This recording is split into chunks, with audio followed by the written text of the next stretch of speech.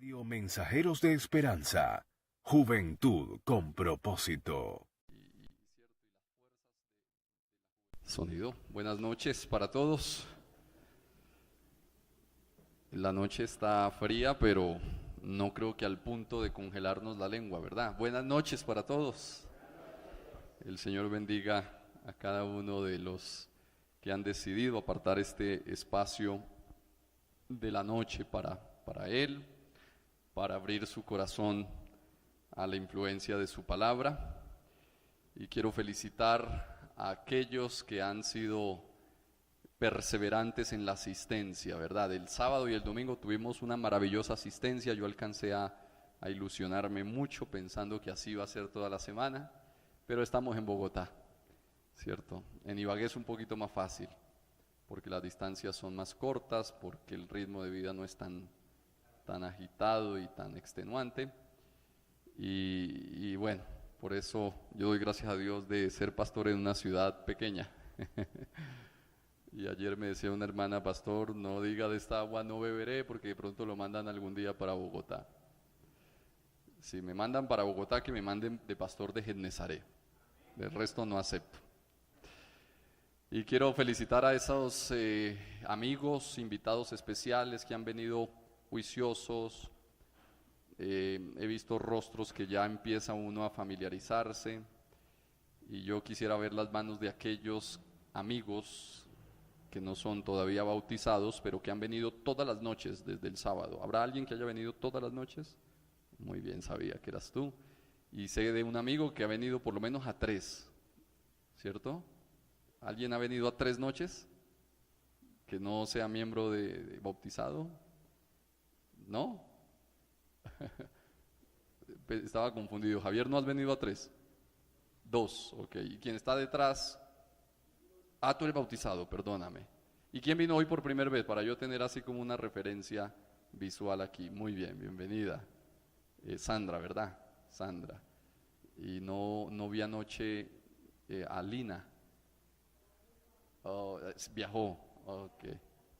Ok, bien. Ok.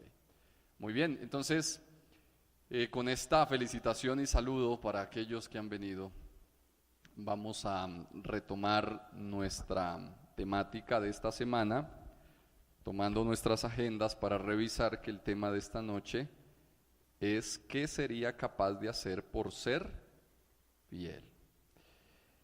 Y acabo de caer en cuenta de algo que pues lo pensé, pero no lo hice en el momento que lo pensé, y es que para el tema de esta noche nos va a ser muy útil una Biblia católica, porque yo soy un convencido que la Biblia católica es una de las Biblias más claras, más amplias que hay, más precisas. Entonces no sé si algún hermano que viva cerca, de pronto el vecino que vive al frente, tenga una Biblia católica grande, ¿no? Si fuese de esas grandes que adornan la sala, mejor. Espera, hermano Enrique, ¿alguien que viva cerca tiene una de esas? ¿No? Bueno, vamos a traer la católica que el hermano dice. Sí, bueno, gracias. Yo ayer debí decirles, hoy ¿quién tiene una Biblia de esas en casa? Imagínate, Javier, el hermano primero, tienen Biblia grande. Debí haberlo dicho ayer, pero bueno, vamos a avanzar y vamos a esperar que quizás esa que trae el hermano sea católica. Ayer quedó claro, hermanos, que la obediencia no es una condición para ser salvos, sino un resultado natural de la salvación que Dios nos da, ¿verdad? Y de acuerdo a los versículos que leímos, Jesús nos dejó claro que obediencia es el resultado de una relación de amor, es un resultado de la permanencia en Jesús. Y todas las cosas que uno como cristiano quisiera hacer y abstenerse de hacer, ¿cierto? Todos los mandamientos que uno quisiera guardar y las malas cosas que uno quisiera evitar, en realidad son un resultado no del trabajo humano, sino de una obra que Cristo hace en la vida de aquel que le busca de todo corazón. Y por eso la indicación de Jesús cuando le preguntaron cuál es el mandamiento más importante, aunque sabemos que hay 10 mandamientos y todos son importantes, Jesús recalcó, tomando un pasaje del Antiguo Testamento, de las Escrituras de Deuteronomio, Jesús indicó que lo más importante en la vida de una persona es aprender a amar al Señor, a relacionarse con Él, a sacar tiempo para Él, a tener un espacio de intimidad con Él, y todo lo demás el Señor lo va obrando, lo va produciendo en la vida de quien le busque de esa manera. Amén. Y pues estas noches hemos estado recalcando demasiado eso. Ser un buen cristiano no es cuestión de esfuerzos personales por cambiar. Ser un buen cristiano es cuestión de buscar intensamente la presencia de Dios con nuestra fe, sin importar qué tan grande sea la fe, porque alguien podrá sentirse muy escaso de fe, pero resulta que la cuota mínima de fe para que el Señor haga milagros en la vida de alguien es del tamaño de ¿qué? Imagínate, esa fue una exageración de Jesús, porque dijo, a mí no me importa el tamaño de la fe, a mí lo que me importa es que con lo poco que tengas, me busques, actúes con la poca fe que tengas.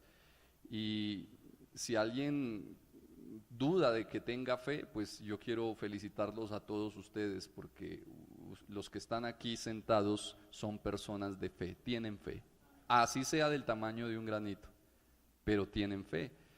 Si no fuese así, no estarían donde, no estarían aquí. Una persona sin fe, recuerde que fe, esa es católica, claro que sí, hermano, tráigala para acá. Qué bien. Recuerden que la definición de fe es fe, gracias hermano. ¿Alguna duda? Muy bien, hermano, gracias. La definición de fe, ¿cuál es? Fe es la certeza de lo que se espera, la convicción de lo que no se ve. Y ustedes no van a ver a Dios esta noche, pues no lo van a ver con estos ojos, pero vinieron convencidos de que con ese pedacito de fe van a ser bendecidos por el Dios invisible. Amén. Hay fe. Y si esa misma fe tú la usas cuando llegas a casa y le dices, Señor, yo quisiera que tú me ayudaras, hicieras algo por mi hogar, por mi esposa, por mis hijos. Quisiera que tú me mostraras el camino que a veces veo oscuro, que a veces no encuentro soluciones. Esa fe te va a llevar a que el Señor mueva montañas, porque el Señor dijo, si tan solo utilizaran la fe como un granito de mostaza, le dirías a esta montaña, córrete y ubícate en el mar, y te obedecería. Y es otra exageración. ¿Qué está diciendo el Señor? Que una fe que le busca es el comienzo de un milagro. Es el comienzo de un milagro. Amén. Muy bien. Esta noche vamos a tocar una muy importante. Mientras que buscamos, lo voy introduciendo. Y es el siguiente paso después, capítulo 22 de Job, el siguiente paso después de haber recibido el maravilloso regalo de la salvación. ¿Alguien en esta iglesia me puede decir a través de qué medio somos salvos los seres humanos? ¿Por medio de qué? De la fe. ¿Hay que añadirle a esa fe algo más para ser salvos? No. Cuando empezamos ese camino de fe y aprendemos a vivir por fe, a caminar con el Señor, a agarrarnos de su mano, de su diestra, el Señor empieza a hacer un trabajo de perfeccionamiento, de santificación. Porque uno de los grandes problemas del mundo cristiano, y quizás una de las razones por las cuales hay tantas diferentes denominaciones cristianas, no sé si ustedes sepan, pero en Colombia hay más de 5.000 iglesias cristianas registradas ante el Ministerio del Interior. Es decir, hay 5.000, más de 5.000 diferentes iglesias con nombre,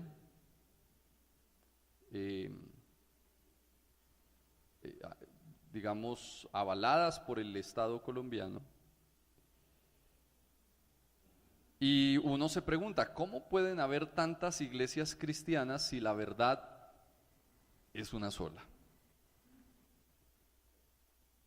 ¿Cómo pueden haber tantos grupos cristianos que, basados en la misma Biblia, tienen interpretaciones distintas y se diferencian unos de otros? Porque si tú comparas a los católicos con los pentecostales, hay diferencias. Si comparas a los evangélicos con los mormones, hay diferencias. Si comparas a los adventistas con todos los anteriores, también hay diferencias. Y entonces uno se plantea una pregunta que se vuelve una pregunta digna de escudriñar. ¿Cómo pueden haber tantas diferencias si la verdad es una sola? Y si tú te paras en la mitad de ese escenario religioso que hay a nivel nacional y mundial y miras a todos lados, pues no hay ninguna iglesia cristiana que se niegue a decir que tiene la verdad. Es decir, a donde tú vayas, a donde te inviten, siempre te van a decir que tienen la verdad.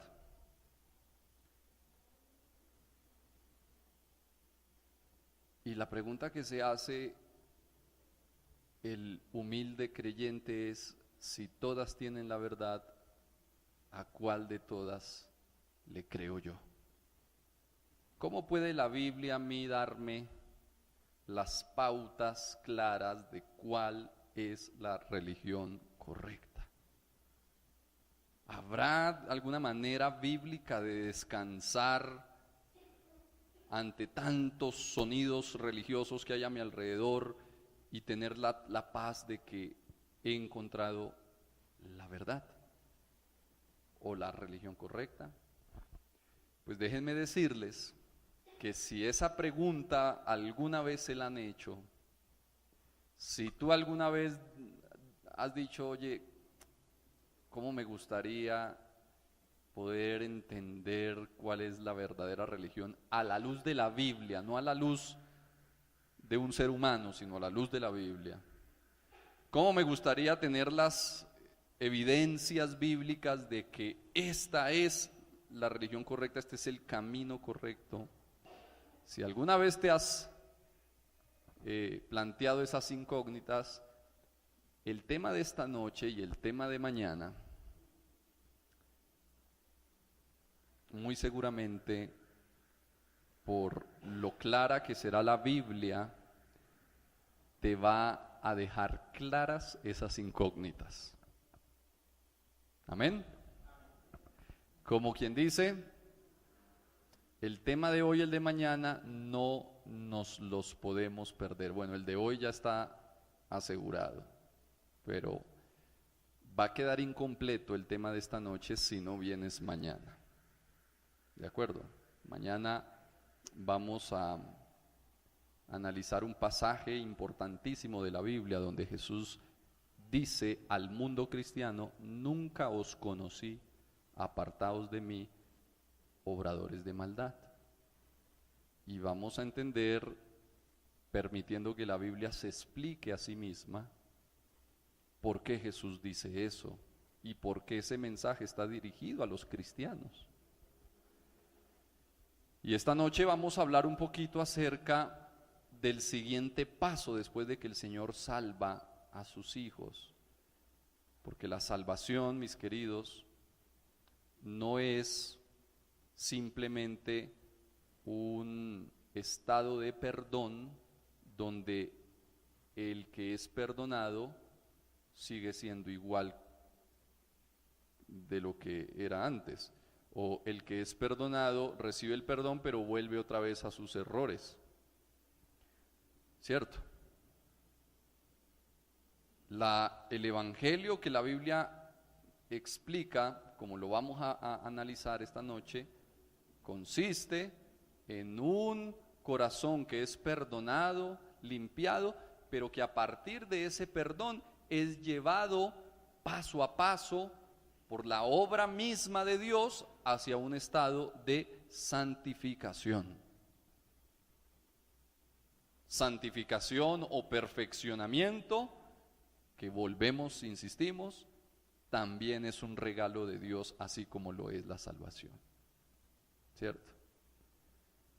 Entonces, ¿cómo apropiarnos de ese regalo de la santificación?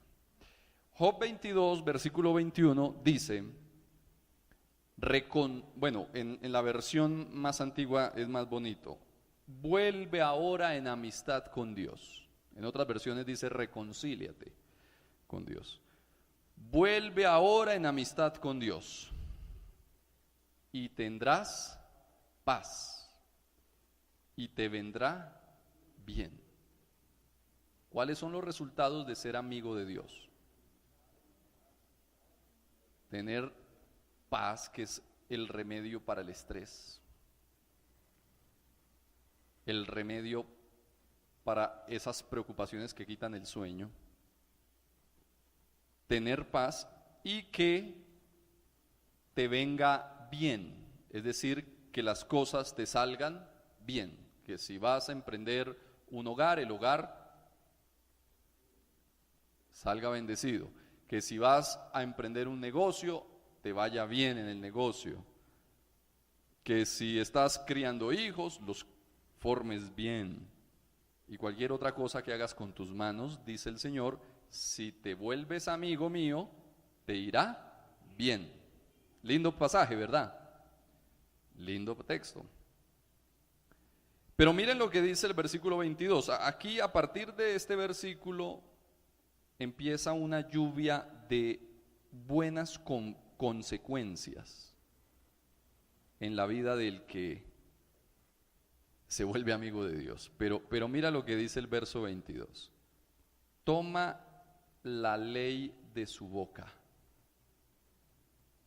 y pon sus palabras en tu corazón. ¿Qué es lo que nos muestra Dios inmediatamente después que nos volvemos sus amigos?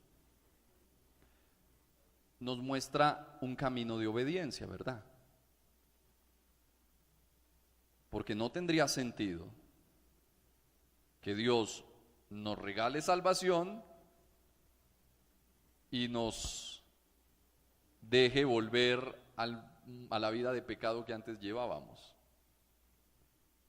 Eso no tendría razón de ser. Entonces el Señor dice, vas a buscar mi ley, pero no cualquier ley, sino la ley que sale ¿de dónde? De mi boca. Y esas palabras las vas a poner ¿en dónde? En tu corazón. Y si eso haces, si vuelves a mí y te haces mi amigo, serás restablecido, dice el verso 23, y alejarás de tu tienda la aflicción. Tu tienda es tu casa. Alejarás de tu casa los problemas. ¿Ustedes alguna vez se han preguntado por qué en los hogares donde deberíamos tener el ambiente más especial, porque es nuestra casa, es el lugar donde descansamos, a veces se vuelven los lugares más parecidos a un infierno. ¿Ustedes no se han preguntado cómo es que un esposo puede maltratar a la mujer con la que comparte su intimidad? ¿Ustedes no se han preguntado cómo un hijo puede blasfemar e insultar a los padres que lo formaron? ¿No? ¿Cómo unos hermanos pueden llegar al punto de agredirse hasta matarse? Porque hemos escuchado historias de esas, ¿sí o no? Y quizás hemos vivido cuadros no tan dramáticos como ese, pero hemos visto aflicción en nuestros hogares. Pues aquí está la respuesta, hermanos. La aflicción es el resultado de estar lejos de la amistad de Dios. Pero tú te vuelves amigo de Dios, tú empiezas a programar tu vida, tu agenda diaria, dándole a Dios la prioridad. Y con solo ese cambio de horarios y de agenda, ya en tu vida se empieza a cumplir la consecuencia de la obediencia, la consecuencia de la amistad con Dios, que es la obediencia y es el restablecimiento de tu hogar. Amén. Tu hogar será restablecido si te haces amigo de Dios. Pero no es solo el hogar, versículo 24. Y estimarás el oro como polvo, y el oro de Ofir como piedras del arroyo, pues el Todopoderoso será tu tesoro y tendrás plata. Así, eso sí que nos gusta escucharlo, plata en abundancia. Para nadie es un secreto que una de las, después de que esté asegurada tu amistad con Dios y tu deseo de andar en sus caminos, lo económico es un factor importante para la estabilidad de un hogar, ¿sí o no? O alguien vive feliz en medio de las deudas, o alguien vive feliz cuando no hay dinero para comer, ¿sí? O cuando las obligaciones golpean a la puerta y hay que esconderse. No, no hay felicidad.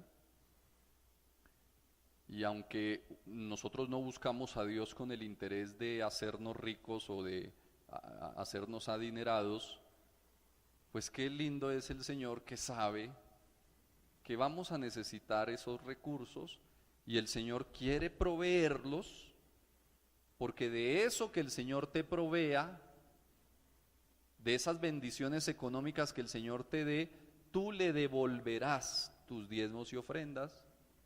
Y tú garantizarás así una sociedad con Dios en donde Él te provee y tú lo reconoces como lo primero en tu vida. Mientras esas condiciones se cumplan, no hay nada de malo en tener dinero. El problema no es tener dinero, el problema es amar al dinero. Eso enseña la Biblia.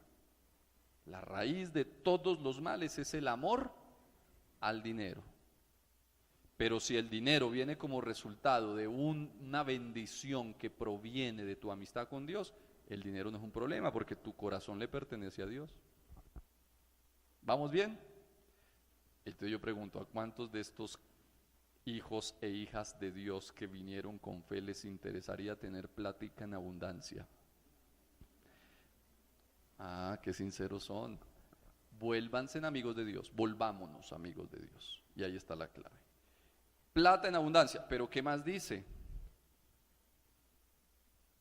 Entonces te deleitarás en el Todopoderoso.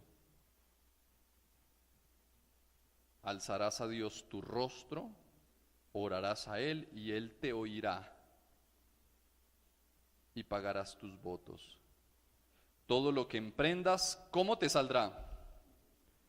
Te saldrá bien y sobre tus caminos resplandecerá la luz.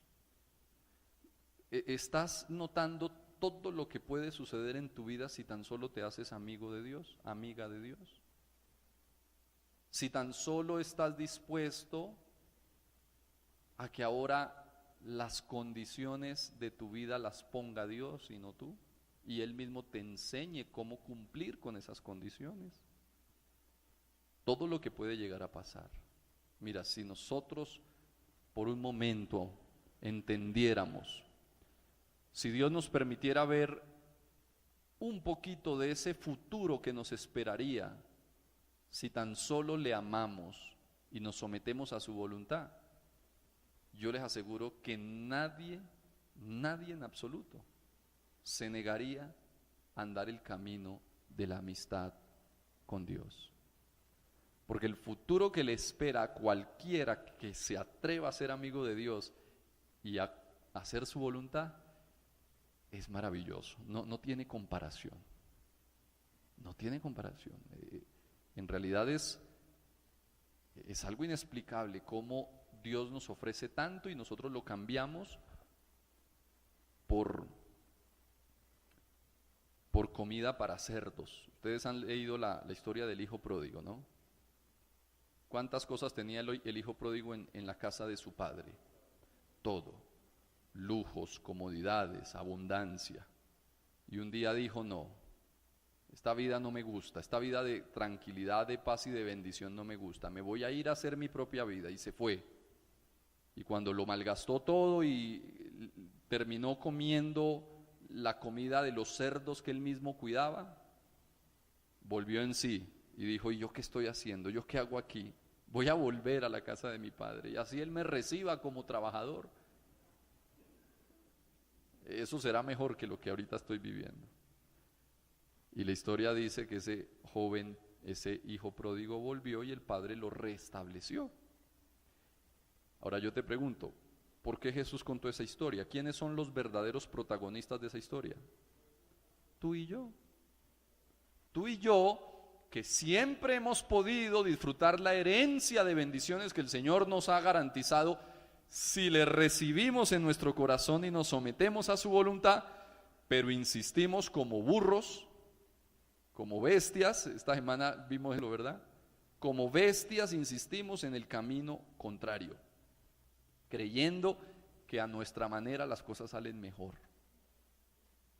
Y cuando estamos allá en el hueco comiendo porquerías de cerdos, entonces ahí decimos, ay, ¿verdad que Dios sí tenía razón? Entonces no hay mejor negocio en la vida que colocar mi corazón en las manos del Señor y decirle, Señor, cueste lo que cueste, digan lo que digan, pase lo que pase en mi hogar, peleé como peleé mi cónyuge, pero lo que a mí respecta, voy a atreverme a hacer tu voluntad. Voy a atreverme a ser tu amigo, tu amiga, y andar como tú me mandes, con tu ayuda. ¿No te gustaría a ti iniciar ese plan de vuelo, ese plan de vida? Claro que sí. Entonces vamos a analizar en los minutos que nos restan cuáles son esas pautas con las cuales Dios quiere orientar tu vida por ese camino de abundancia. A ver, tratemos de recapitular. ¿Cuáles son las bendiciones? Vas a tener paz, te va a ir bien, de tu casa se va a ir la aflicción, los problemas, vas a tener platica en el bolsillo, ¿cierto? Y todo lo que emprendas te saldrá bien. Hay demasiadas bendiciones en un solo capítulo aquí. Pero las condiciones de esa vida de bendición dicen, vuelve en amistad con Dios y toma la ley de su boca. Hazte amigo de Dios y ahora presta atención a los mandamientos que salen de su boca. Ustedes y yo tenemos muy claro cuáles son los mandamientos de Dios, ¿verdad? Voy a hacerle un examen rápido a los amigos. Los demás me hacen el favor y se quedan calladitos. Porque nosotros aprendimos la ley de Dios desde la infancia. Los que crecieron en un hogar católico, cristiano, aprendieron la ley de Dios. Primer mandamiento de la ley de Dios. ¿Quién me recuerda el primer mandamiento de la ley de Dios? Amar a Dios sobre todas las cosas. ¿Verdad?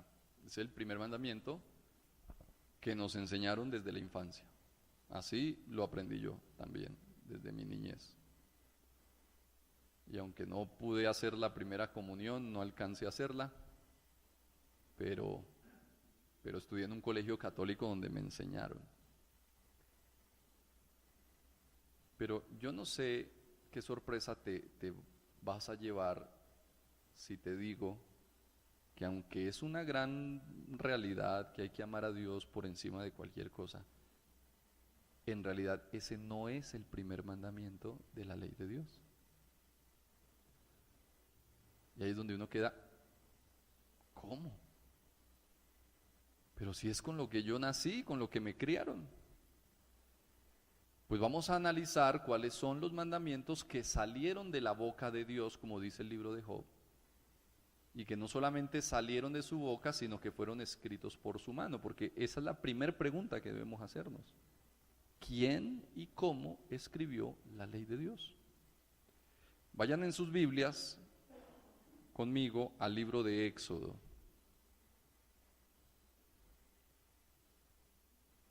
En el capítulo 31 de Éxodo.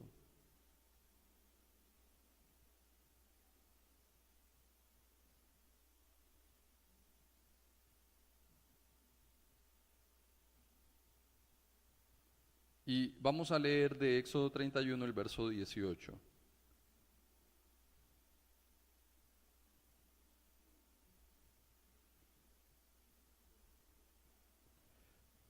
Dice Éxodo 31, 18, cuando el Señor terminó de hablar con Moisés en el monte Sinaí, le dio, ¿cuántas tablas? 2 tablas del testimonio, tablas de piedra escritas con el dedo de Dios. ¿Qué contenían esas 2 tablas? Los 10 mandamientos. 10 mandamientos que Moisés recibió en el monte Sinaí, ahí dice. Pero son 10 mandamientos que no fueron escritos por Moisés, sino que directamente los escribió Dios con su dedo, esculpió la piedra con su propio dedo. Y esto es algo bien hermoso, apreciados, porque de toda la Biblia que tienes ahí en tu mano, lo único que fue escrito directamente por el puño y letra de Dios es su ley. Toda la demás escritura fue escrita por profetas o por apóstoles, es decir, por seres humanos, bajo la influencia del Espíritu Santo. Pero finalmente es escritura ¿qué? Humana. Pero lo único en la Biblia que no es escritura humana, sino que es letra divina, es ¿qué cosa? La ley de Dios. Ahora, ¿qué nos dice eso acerca de la importancia de la ley? ¿No pudo haber Dios dicho, oye Moisés, escribe estos 10 mandamientos que te voy a dictar? ¿Podía o no podía hacerlo? Claro. Pero ¿por qué el Señor insistió o se tomó la molestia de dejar su sello, su letra sobre las piedras? ¿Qué hay detrás de aquello que Dios se reserva para hacerlo él mismo? Sin cerrar Éxodo 31, salten un momentico, dejen allí una marca y salten conmigo en Eclesiastés. Allí adelantico de Salmos y Proverbios. Después de Salmos, Proverbios, Eclesiastés. Y ve conmigo al capítulo 3 y al versículo 14. Eclesiastés 3:14. Javier, ¿quisieras tener una Biblia? Te podemos prestar una. Por favor, una Biblia allí, de esas Biblias de préstamo para Javier. Gracias. Y de una vez abierta en Eclesiastés 3:14, por favor. Eclesiastés 3:14, mira lo que dice. Atrasito.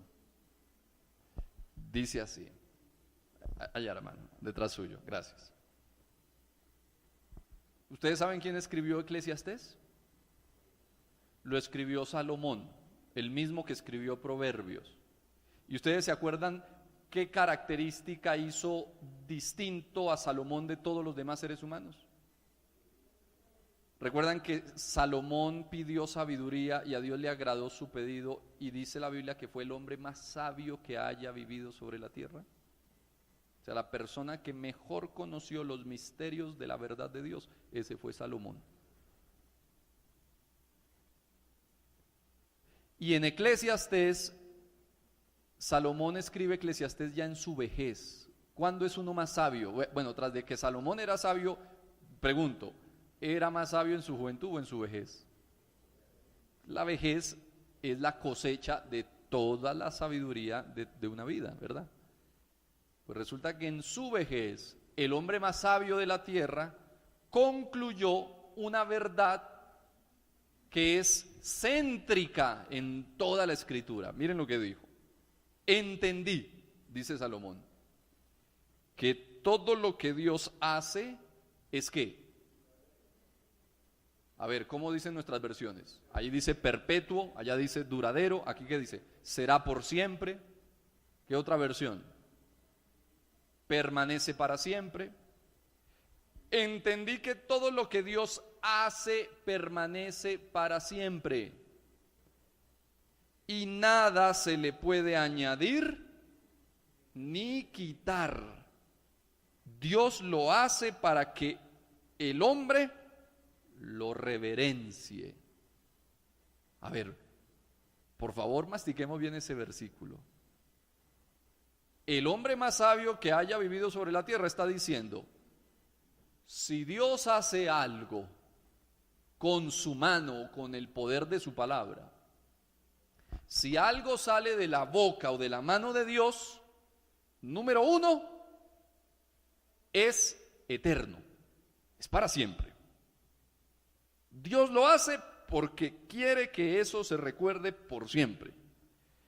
Y número dos, Dios se toma la molestia de hacerlo con su propia mano porque no va a permitir que nadie ni le ponga ni le quite. No se le puede añadir ni quitar. Dios lo hace para que los hombres lo respeten. Ahora, si ese principio de la verdad que Salomón entendió, lo trasladamos a Éxodo 31, 18 que estamos leyendo, ¿qué nos dice el hecho de que Dios haya escrito la ley con su propia mano, haya plasmado los mandamientos él mismo? ¿Qué nos dice acerca de la duración y la legitimidad de la ley? Número uno, que esa ley que él escribió no tiene fecha de vencimiento, es para siempre. Y número dos, que nadie se puede atrever ni a añadirle, ni a ponerle de más, ni a quitarle. ¿Vamos bien hasta aquí? Vamos bien. Hermanos, Dios quiso que su ley llevase su huella, su esencia, porque Dios con eso nos hizo entender que esa ley es una radiografía de su propio carácter, es decir, la ley de Dios es parte de Él mismo. Y así como Dios no cambia, así como Dios no dice una cosa hoy, mañana dice otra, así tampoco su ley cambiará jamás. Su ley será eterna, como Él es eterno. Y miren qué curioso, si volvemos otra vez a Éxodo, ahora volvamos al versículo en el que estábamos. Sucede que después de Moisés recibir esa ley, bajó de la montaña del Sinaí y encontró al pueblo juiciosito de rodillas orando a Dios, ¿verdad? Eso se imaginó Moisés, pero cuando llegó el pueblo había construido un becerro de oro y estaban en tremendo carnaval.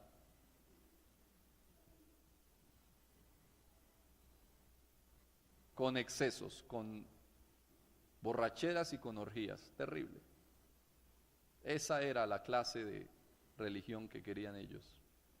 Y Moisés bajó de la montaña tan indignado de saber que el pueblo al cual Dios había liberado con mano poderosa de Egipto, al cual Dios le había abierto el mar, ese pueblo al cual lo había sostenido en el desierto, ese pueblo andaba apostatando. ¿Y saben qué hizo Moisés en medio de su indignación? Cogió las 2 tablas de piedra y ¿qué hizo? Las estrelló contra el piso. Como señal de su tristeza, pero también como símbolo de que ese pacto que Dios quería hacer con su pueblo ya había sido ¿qué? Roto. ¿Y cuál era el pacto? El pacto era el mismo de Job 22. Dios les dijo, ustedes y yo somos amigos, ¿verdad que sí? Somos amigos. Entonces, de aquí en adelante, como somos amigos, yo quiero llevarlos de la mano por este camino de obediencia que es mi ley. Ustedes se dejan guiar por este camino de obediencia, yo los hago la nación más poderosa del mundo.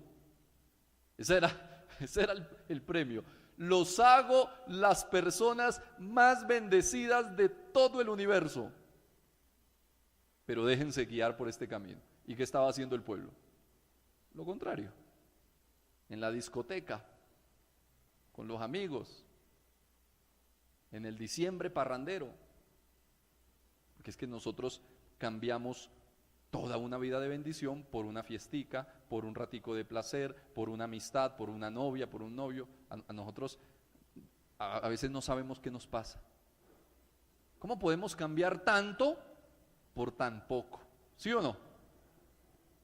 Y eso estaba haciendo el pueblo, cambiando toda una vida de prosperidad por una fiesta. Y Moisés coge esas tablas y las estrella y dice, Señor, este pueblo es tan impío. Pero el Señor le dice, Moisés, se te olvidó que yo soy un Dios lento para la ira y grande en misericordia. Y entonces le dijo, me hace el favor y sube otra vez a la montaña. Y Moisés tuvo que subir por segunda vez al monte Sinaí. Y allá arriba llevar otra vez 2 tablas de piedra labradas. Y miren lo que pasó, capítulo 32, verso 15. Capítulo 32, versículo 15. Volvió Moisés y descendió del monte trayendo en su mano las 2 tablas del testimonio, las tablas escritas de ambos lados, de una y otra cara. Que dice volvió, es decir que estas eran las segundas tablas. Ahora yo pregunto, si eran las segundas tablas y Moisés había tenido 40 días para memorizarse los 10 mandamientos, ¿ustedes creen que Moisés se los sabía ya? Claro que se los sabía. Pudo haber Moisés dicho, Señor, no te preocupes, como yo ya me lo sé, déjame que yo los voy a escribir esta vez. Eran las segundas, no las primeras. O Dios pudo haber dicho, Moisés, rompiste las primeras, pero ¿quién le manda haberlas roto? Escríbalas ahora usted. ¿Cierto? Que pudo haber sido así. Pero a pesar de ser la segunda vez, miren lo que dice el versículo 16. Las tablas eran obra de Dios y la escritura era escritura de Dios, como bien dice, la letra era letra de Dios, grabada sobre las tablas. O sea que ni en la segunda vez Dios dejó de dejar su sello en los mandamientos. En la segunda ocasión también Dios recordó, esto que yo hago es para siempre y ni le coloquen ni le quiten, porque es santo. Ahora, yo no sé si a estas alturas tú has analizado lo peligroso que sería atreverse a quitarle o añadirle algo a los mandamientos, a la ley de Dios. Lo delicado que sería, viendo la historia, cómo Dios entregó su ley, cómo Dios repitió su escritura en las tablas, cuán defraudado se podría llegar a sentir Dios si nos atreviésemos a ponerle o a quitarle. ¿Verdad? Entonces, para estar tranquilos de saber el verdadero mensaje que Dios escribió, y para saber cuál es el camino correcto por el cual Dios quiere que andemos esa vida de amistad con Él. Y si de repente yo he querido de una vez por todas andar en la verdadera religión, pues tengo que empezar por allí, tengo que empezar por conocer los verdaderos mandamientos. Y la ley de Dios completa está en 2 capítulos de la Biblia, aunque sus mandamientos están por todas las páginas de la Biblia, pero los 10 mandamientos compactos están en 2 capítulos de la Biblia, en Éxodo 20 y en Deuteronomios 5. Vamos a ir a Éxodo 20 para revisar uno por uno los 10 mandamientos, y adivinen en qué Biblia los vamos a revisar.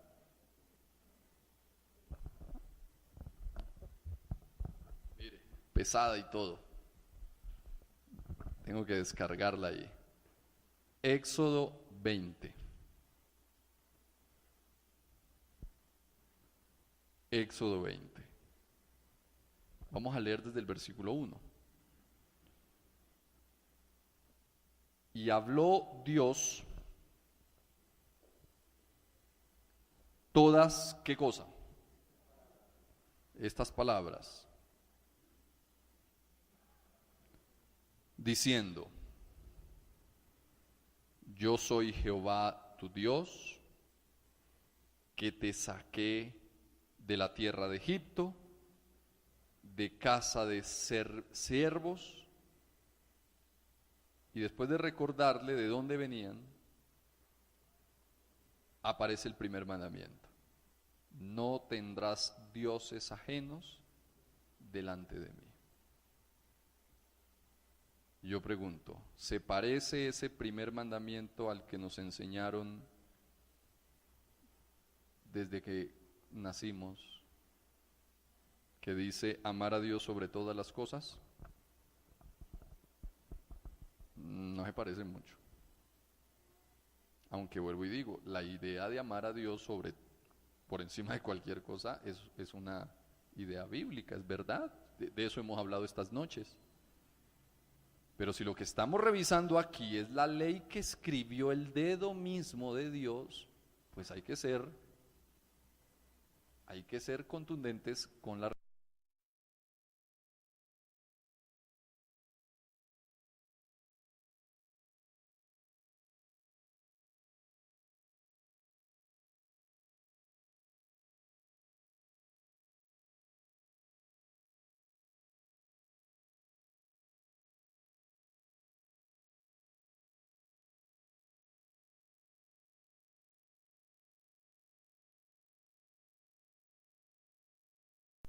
Así que tú puedes estar tranquilo que la Biblia católica, la Biblia Reina Valera, la Biblia Félix Torres Amat, cualquier traducción de la Biblia ha sido protegida por Dios. Todas las Biblias, aunque tengan lenguajes diferentes, todas las Biblias apuntan al mismo lugar. Segundo mandamiento de la ley de Dios: no te hará. Bueno, pero espera un segundo. ¿Cuál es el segundo mandamiento del catecismo? Amar a Dios sobre todas las cosas. Segundo, no jurar su santo nombre en vano. ¿Verdad? Ese es el segundo, como nos lo enseñó la tradición. ¿Cuál es el segundo de la Biblia? No te harás imagen ni ninguna semejanza de cosa que esté arriba en el cielo, ni abajo en la tierra, ni en las aguas debajo de la tierra. No hagas imágenes, dice acá, ni de cosas celestiales ni de cosas terrenales. Versículo 5. No te inclines a ellas, ni les rindas honra ni culto. ¿Qué no hay que hacer? Inclinarse ante las ¿qué? Imágenes para rendirle ni honra ni mucho menos culto. Porque yo soy Jehová tu Dios, fuerte, celoso. Dios es celoso, o sea, Dios no está dispuesto a que tú andes buscando un Dios distinto.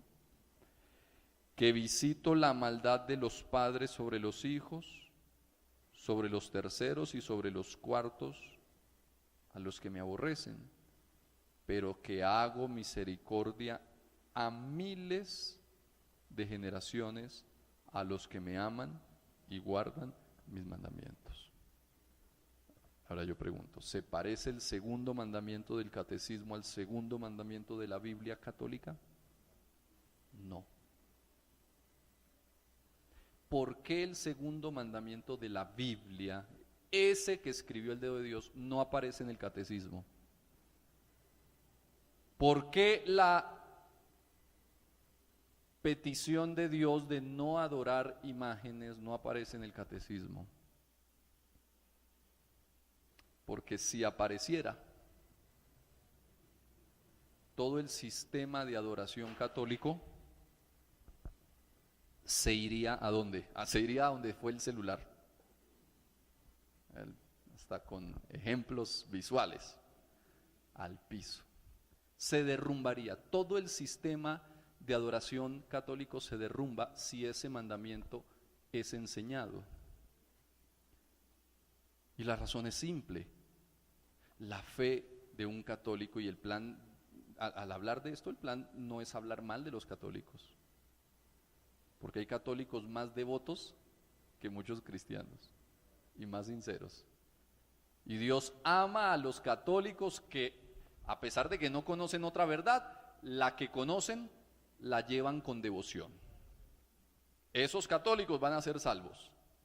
Esos católicos en un momento dado conocerán una verdad que abrazarán y respetarán con la misma reverencia con la que respetaron sus imágenes. Pero hay que decir una cosa, porque aquí no estamos hablando de las personas, estamos hablando de las religiones. ¿Notan la diferencia, verdad? Y hay que decir algo, hermanos. La religión más popular del mundo le ha enseñado a sus fieles, a sus feligreses, desde hace siglos, que hay que hincarse ante una imagen, ante una escultura o ante un cuadro, rendirles reverencias, honras y culto. Y ha ido más allá, hay que pedirle y hay que procurar la intercesión de esas imágenes. Imagínese usted hasta dónde ha llegado. ¿Es eso lo que dice la Biblia? ¿Es eso lo que Dios escribió con su dedo? No. No lo es.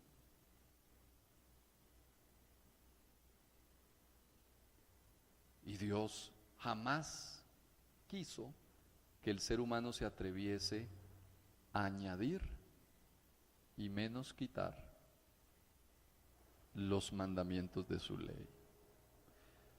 Tercer mandamiento del catecismo, como dice, santificar las fiestas. El tercer mandamiento de la Biblia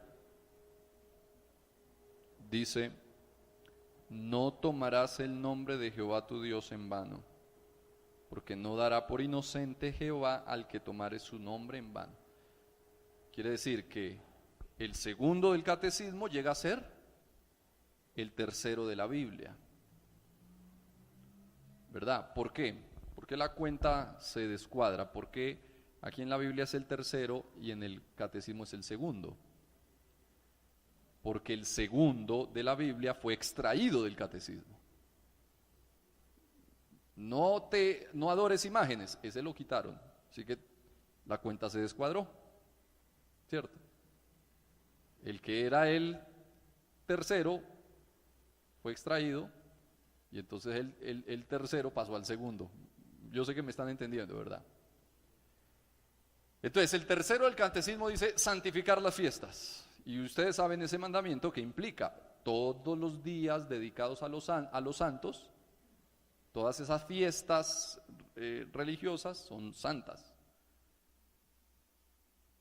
Y a nosotros nos gustan esos días porque son los días festivos, son los puentes festivos.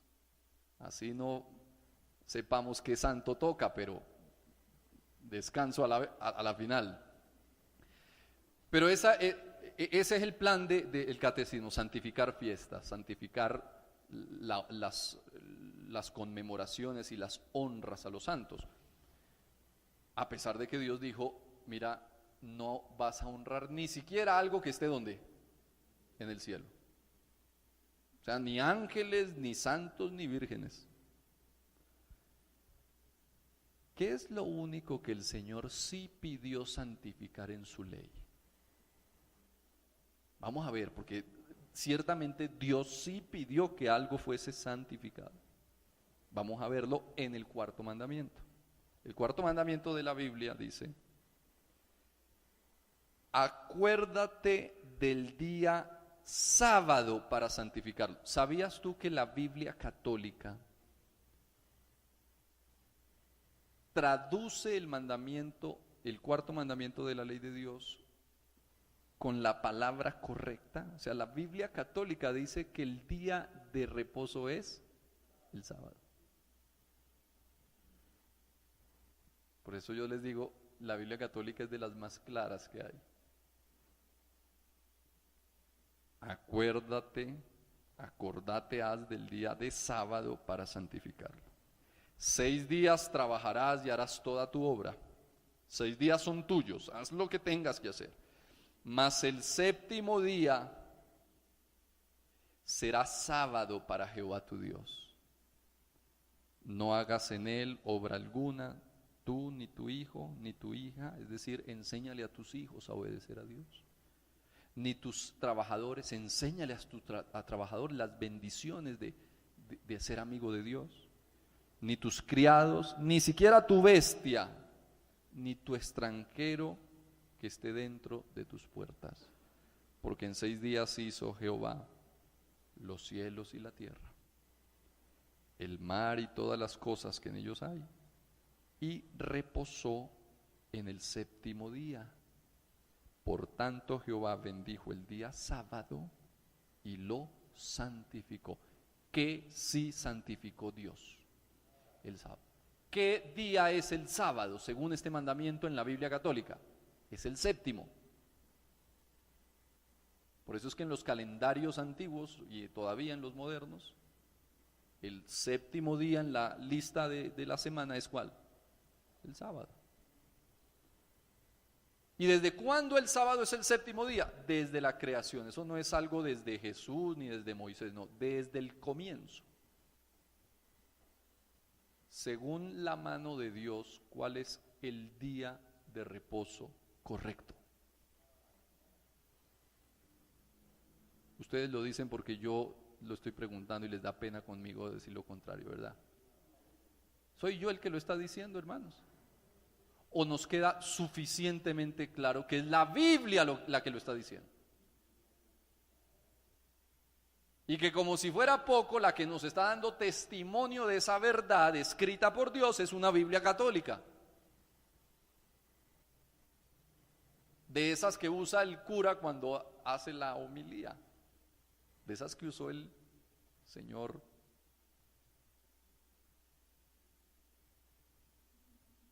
Yo no iba a hablar de él, pero como está tan reciente, y la mayoría de cosas que dijo son muy bonitas, muy contextualizadas, muy oportunas para el contexto colombiano.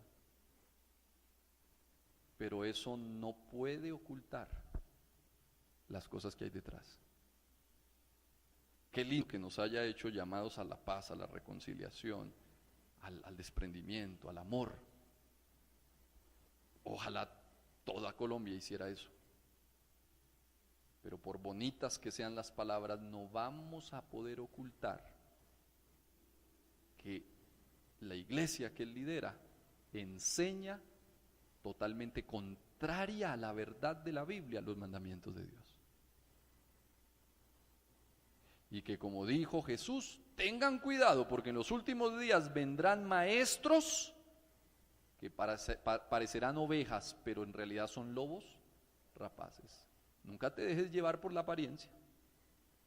Nunca te dejes llevar por la fachada blanca impecable. Nunca pienses que una persona, por bonita que se ve,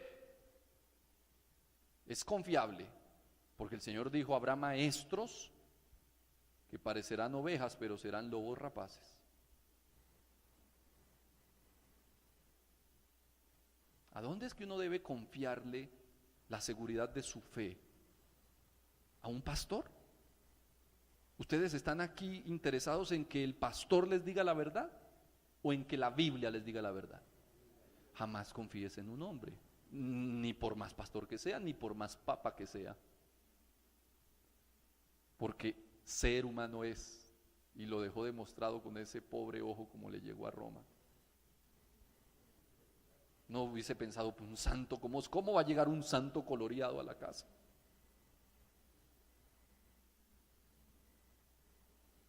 Es un ser humano. A pesar de que la gente se le arrodille, es un ser humano. A pesar de que la gente le conceda las honras que solo merece Jesucristo, es un ser humano. ¿Por qué el mandamiento del sábado no aparece en el catecismo, hermanos?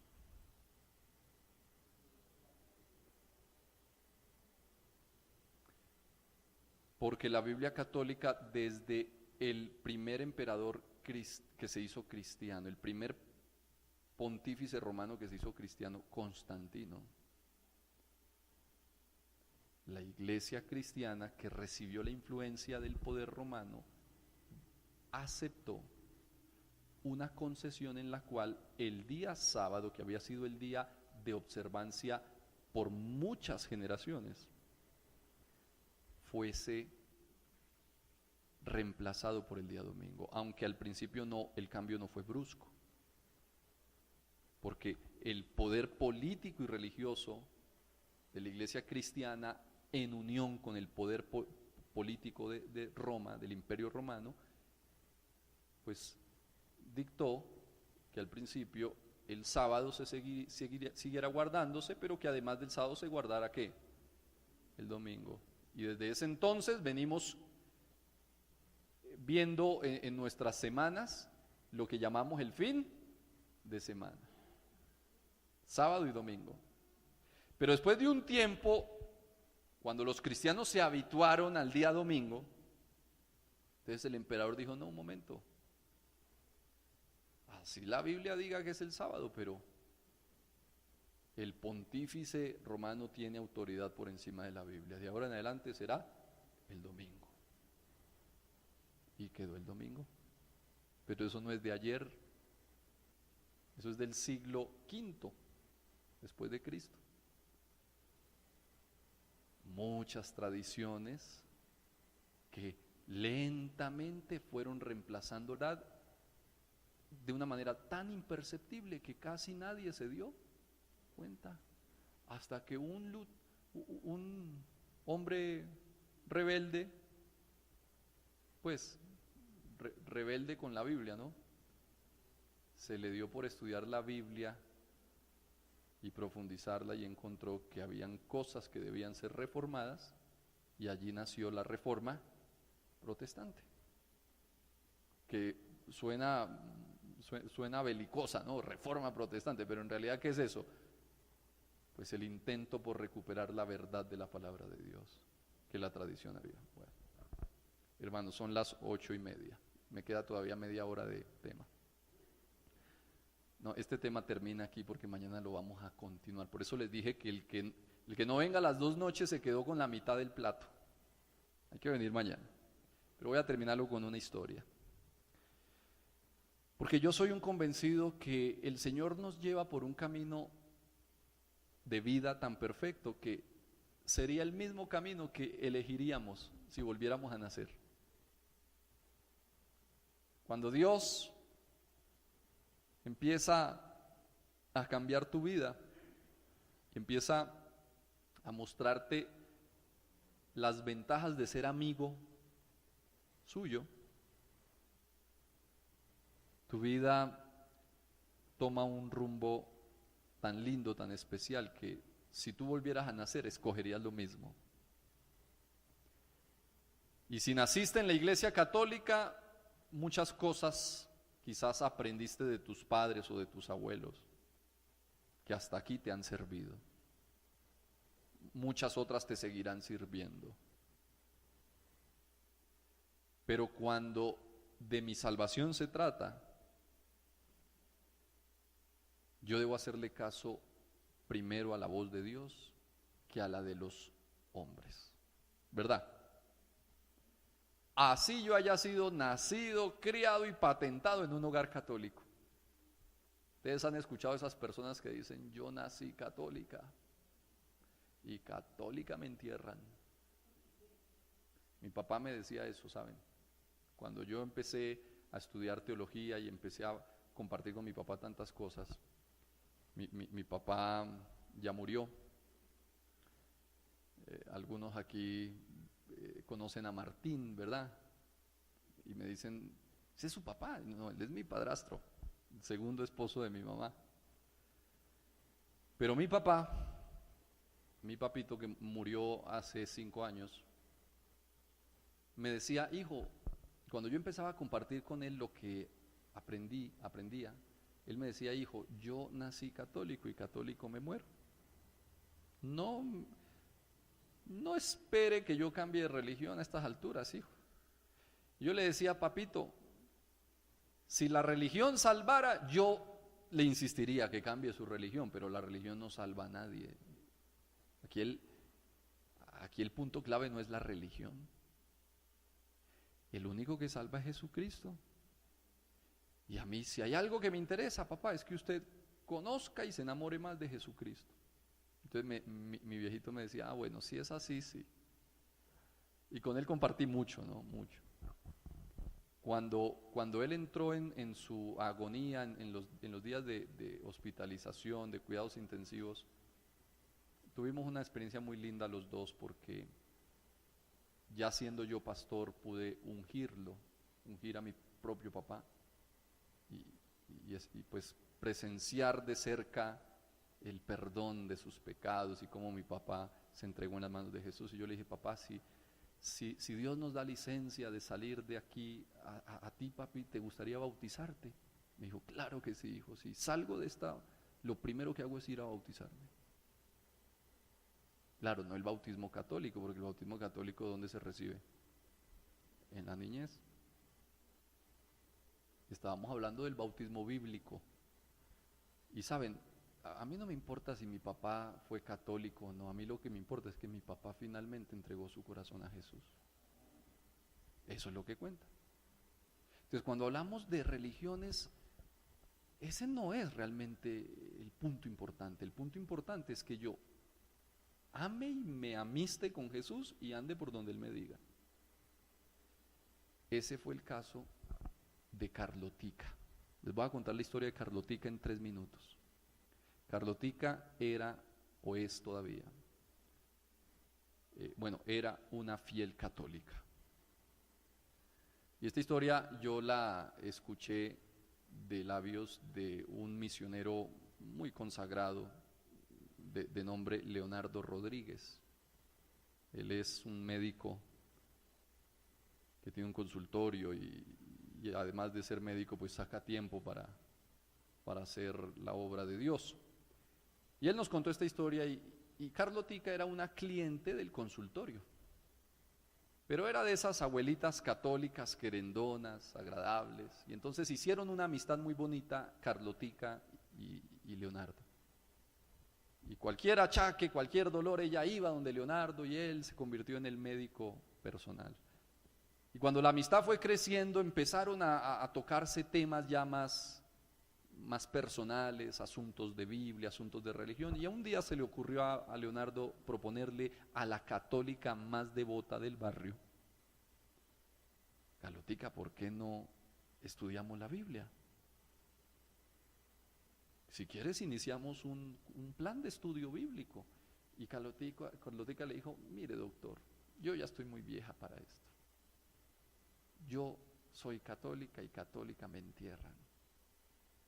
Así que conmigo pierde el tiempo, doctor. Y él le dijo: Carlotica, bueno, palabras parecidas a las que le dije yo a mi padre: Carlotica, el plan de Dios es que tú lo ames y lo conozcas mejor, ¿no? ¿O no te gustaría a ti conocer a mayor profundidad a ese Dios que has venido respetando por tantos años en la Iglesia Católica? Claro que sí, doctor. Para resumir la historia, empezaron a estudiar la Biblia. Y cierto día, en medio del estudio bíblico semanal, llegaron al estudio del verdadero día de reposo. Los mandamientos y el verdadero día de reposo. Y cuando Carlotica leyó en su Biblia católica, porque un buen católico que se respete anda con una Biblia católica, que su Biblia católica decía: acuérdate de santificar el día sábado, dijo: aquí tiene que haber algún error. Esto no puede ser. ¿Cómo dice aquí sábado si el día de reposo es el domingo? Y entonces Leonardo le dijo: mira, Carlotica, Leonardo fue muy inteligente, le dijo: Carlotica, sencillo, yo estoy de acuerdo contigo, debe haber un error. Este domingo, cuando termine la misa, acércatele a tu cura y pregúntale, dile: sacerdote, padre, yo quisiera que usted me muestre en la Biblia dónde está el versículo que dice que el día de descanso es el domingo. Carlotica, si tú le haces esa pregunta, él debe tener la respuesta. ¿Ustedes qué creen?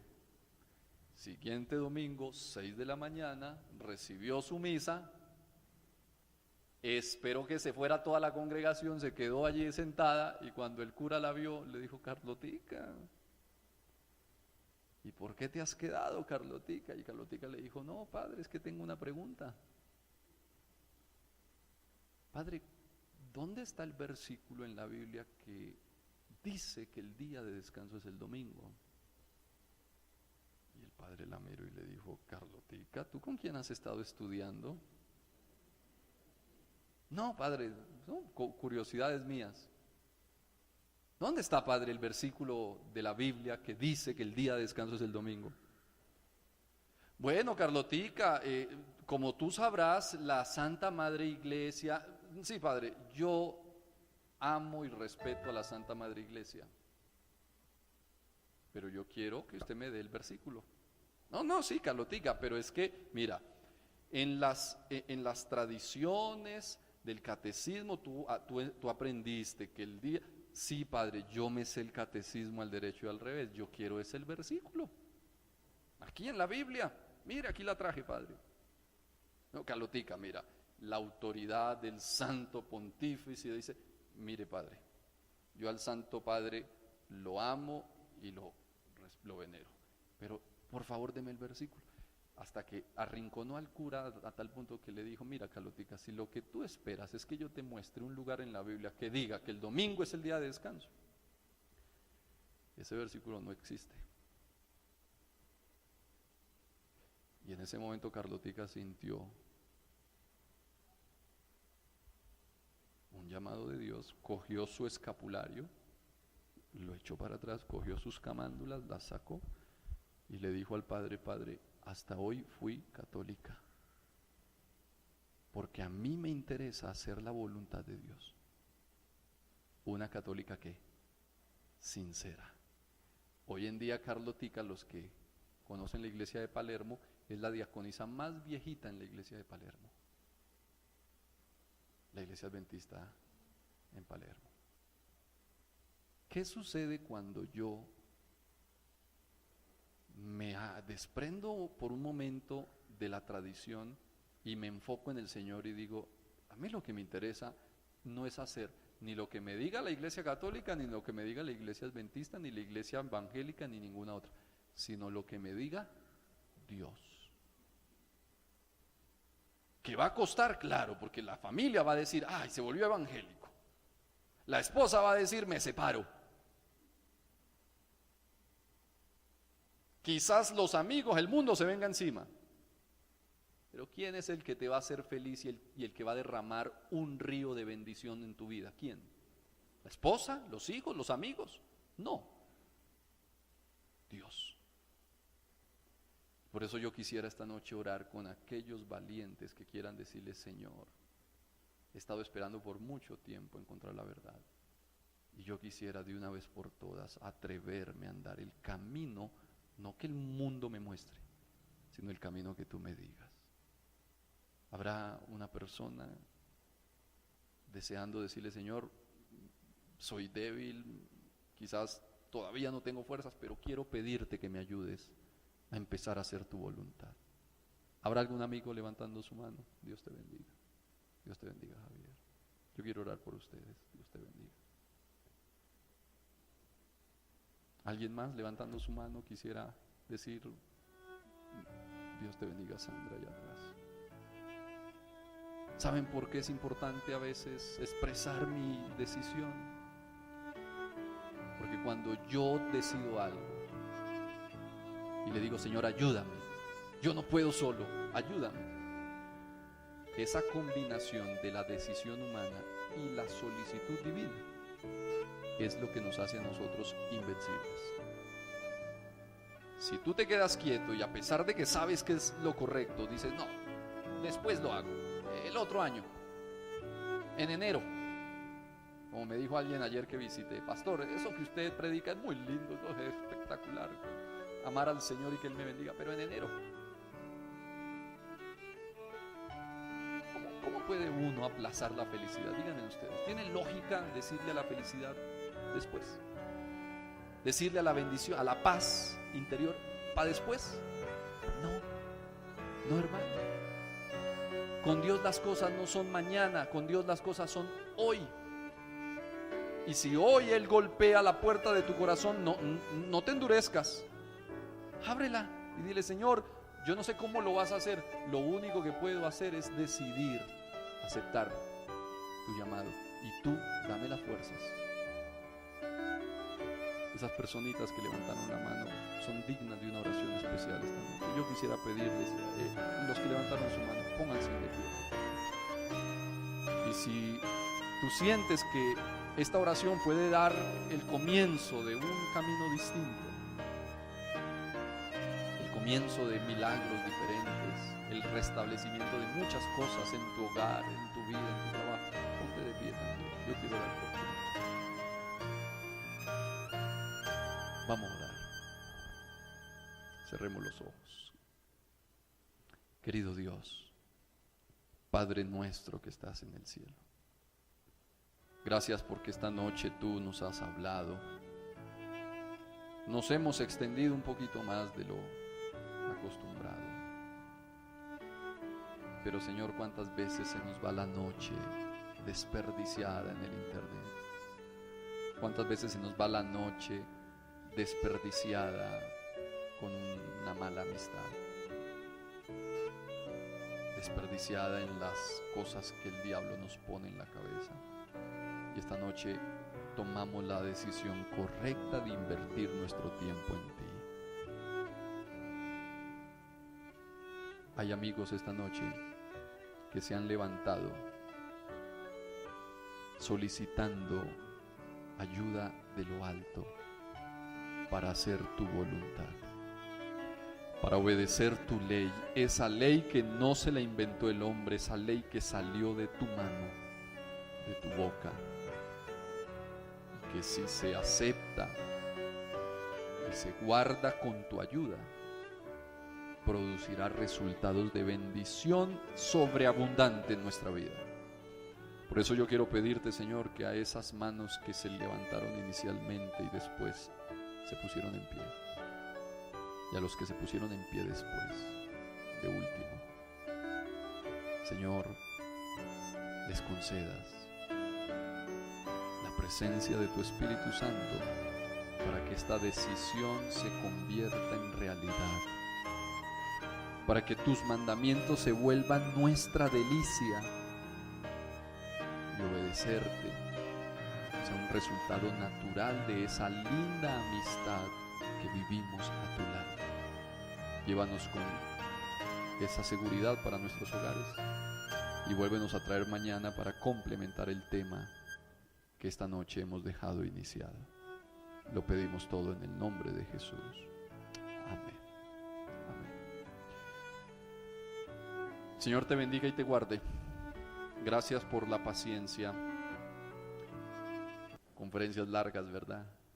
Pero gracias por la paciencia. Nos vemos mañana nuevamente a la misma hora. Dios les bendiga.